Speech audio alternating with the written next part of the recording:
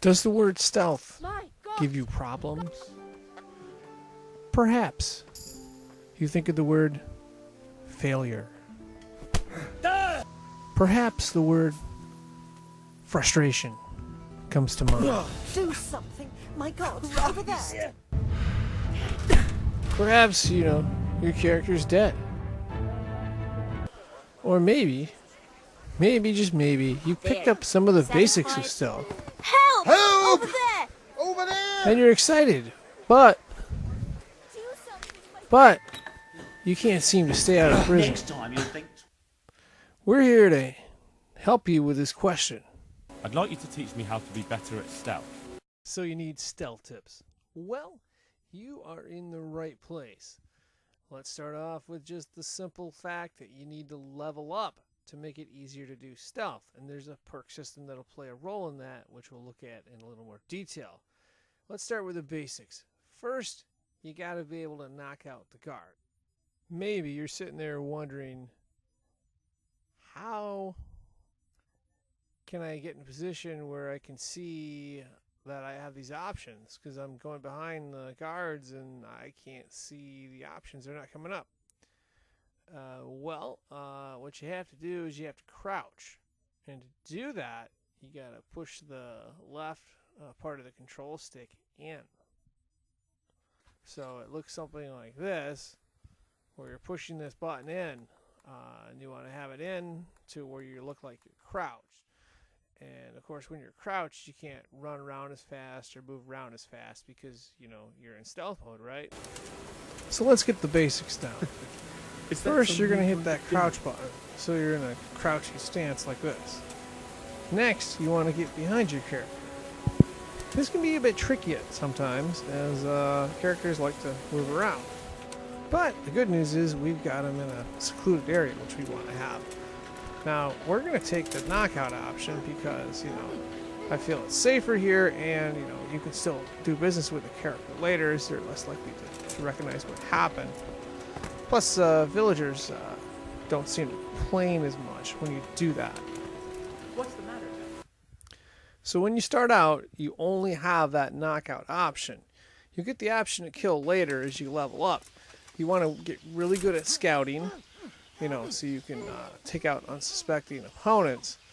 Now, if you just knock them out and don't kill them, you can come back later on, and to your surprise, they won't even notice you were there. Now, you can kill somebody after you knock them out, and we'll take a look at how that exactly works out here. So, now we've got the crouch feature down. We've got to get the sneaking up feature down. Well, maybe we can get away with this if nobody sees us. Alright, stay quiet. Stay quiet. Stay quiet. Okay. Oop, do they see us? No? No, they don't? Nobody sees us? Alright, good. Good. Alright, now let's take some loot, get some weapons, so we can get stronger in this game. Next, you got to find a good spot to hide the bodies so the guards won't catch you. I want to achieve mastery. You can't become a master overnight. You have to know almost everything before trying to achieve mastery. So you want to know more advanced techniques. Like, for example, how to get the stealth kill option on your screen.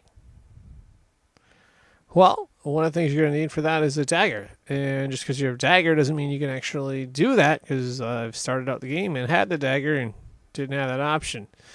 You got to level up and take advantage of the perk system to use the dagger. So, you see your current experience points and required experience points. You got to go out and get more of those experience points. And once you go out and get more of those experience points, there's new perks you can unlock. Levels 3, 5, 8, 10, 13, 15, 18, and 20. 20 is the size you go in this game, unless they change it, but that's what it's at right now. So, once you unlock those perk points, you get all these different options. There's Takedown, Rain Man, Stealth Kill, and I could go through the list, but I'll let you read here. My favorite two so far are, I like the stealth kill and takedown. That weapon. Visibility is a very important aspect to a successful strategy. That is, as long as you actually care about not being on the prison list, getting arrested every time you go into the city, or having to deal with angry guards.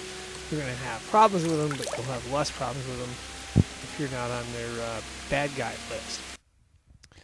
So yes, we've taken out this villager here and knocked him out. Might not be a good idea to kill him. It might be better off to just loot and let him come back to life later. Let's take a look at this map here for visibility. Now we are located right over here, and there's a bunch of guards right here. And your first impression is, well, I've got stealth. I've improved. I can just take this guy out right here. Well, yes, you can take him out, but, if you sneak up on him, right? But these guys right here, they can see you. And, that creates like a problem, as, you're going to get into a big fight with them. And, if you're really strong, you might be able to take them all out, but then you're on the prison list every time you go back to the city. Positive thing is you can actually loot and get a bunch of stuff, but you're not going to be able to go very fast if you looted a bunch of stuff and you're overburdened. Now, one way you can solve that is with a horse. You call your horse, or you have a stolen horse nearby that you can get to, and you skedaddle out of the town. And that's assuming you don't care about the ramifications later, dealing with traders, dealing with other people in that town, and you move those stolen goods to the millers, and you move the non-stolen goods to other unsuspecting merchants. Well, that strategy does work. Alternatively, you could target this guy right here, who is a little bit hidden. Let's say he's hidden.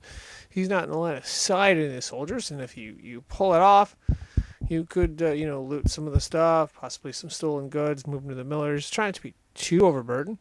But, get what you want, get what you need, keep them out of sight, and you won't be on the guard's bad list. To conclude, visibility is a very important aspect of stealth strategy. People treat you differently and may report you to the guards depending on what's going down. So it may not be a good strategy just to randomly take out guards in front of the people, as they'll complain to more guards. And, Guard, quick! There's a corpse there! It doesn't go good. And then if you take this a step further, well, what if the guards catch you? Well, if the guards do catch you, you have three options. First option is to surrender. Now that involves jail and fines, which are not so bad. If you've got money, you can pay the fine. Jail takes a little bit of time, but the third part of that surrender includes lost stolen property, and that may be a little bit too much. Depending on where your quest is at. So what you might want to do before you plan on doing anything like that is use your save your stabs and save your game, or figure out some other way to save your game. Another option, if the guards catch you, is you can run. If you're not overburdened and you're surrounded, might be a good idea. Now this works best with a horse. So if you got a bunch of people around you, and you want to get out of there, just grab the horse and go.